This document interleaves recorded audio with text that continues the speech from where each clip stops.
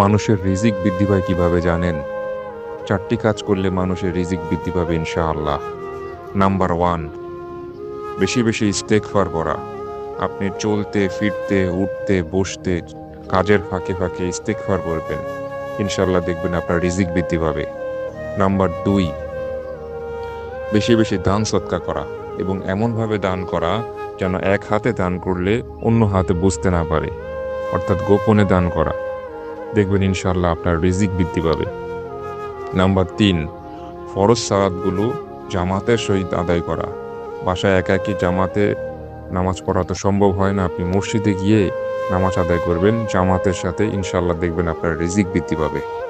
Number 4, মানুষকে ভালোবাসা, মানুষের প্রতি হিংসা পোষণ না করা, মানুষকে মন থেকে ভালোবাসা, মানুষের ভালো কামনা করা, দেখবেন ইনশাআল্লাহ আপনার রিজিক বৃদ্ধি পাবে।